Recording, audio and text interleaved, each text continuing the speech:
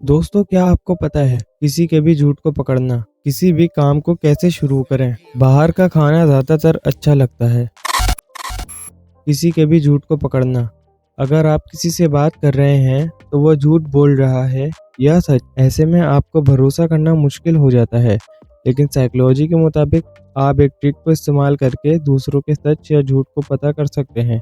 सच या झूठ को पकड़ने के लिए आपको बात करने वाले इंसान से बिना रिस्पॉन्ड के कुछ मिनट के लिए आई कांटेक्ट मेंटेन करना होता है। दरअसल आप जिस इंसान से आई कांटेक्ट मेंटेन करते हैं तो वो इंसान ऑकवर्ड हो जाता है और उसे लगता है जैसे आपने इसका झूठ पकड़ लिया हो, जिसके बाद वो नर्वस होकर सच बोल देता है। किसी भी काम को कैसे शुरू करें। बहुत बार आपको ज़रूरी काम करना होता है तो आप उसे शुरू नहीं कर पाते और आपका काम डिले होता रहता है। तो ऐसे में आपको अपने माइंड से कन्विंस करना पड़ता है जैसे आप अगले 5 सेकंड बाद वो काम शुरू कर देंगे। इसको 5 सेकंड रूल कहते हैं, जो मेल रॉबिन्स ने शुरू किया था।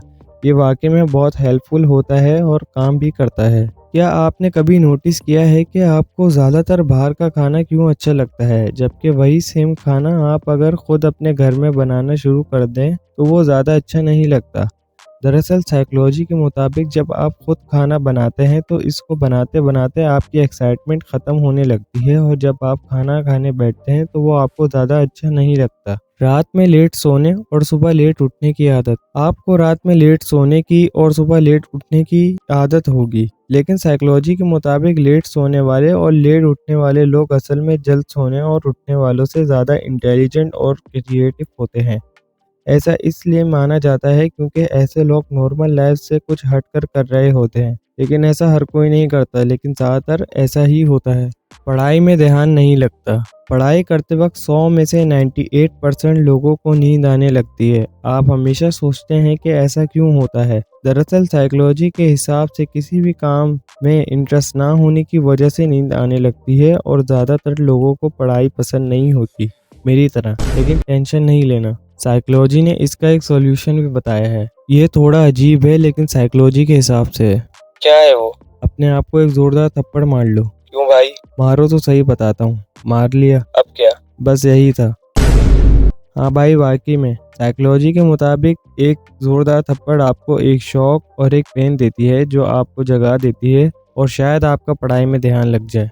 क्या आप भी किसी इंसान के नेचर, कैरेक्टर, बिहेवियर को पहचानना चाहते हैं तो इसके लिए साइकोलॉजिकल ट्रिक आपको करनी चाहिए। दोस्तों, अब जिस इंसान के कैरेक्टर को आप समझना चाहते हैं तो आप नोटिस करें कि वो अपने से छोटे या नीचे जैसे जानवरों, गरीबों, वेटर्स के साथ कैसा बिहेवियर रखता है। उसके इस काम से ही आपको उसकी नेचर के बारे में पता चलेगा कि वो केयर करता है या रूड या केयरलेस है। आप इसे कभी भी कर सकते हैं और ये काम करता है। टेंशन को कैसे कम करें। हमारी ज़िंदगी में बहुत सी टेंशन होती है, लेकिन आपको जानकर हैरानी होगी, साइकोलॉजिकल स्टडी के मुताबिक अपनी टेंशन के बारे में लिखने से आप अपनी टेंशन से बाहर आने लगते हैं, आपको कोई हल मिलने लगता है।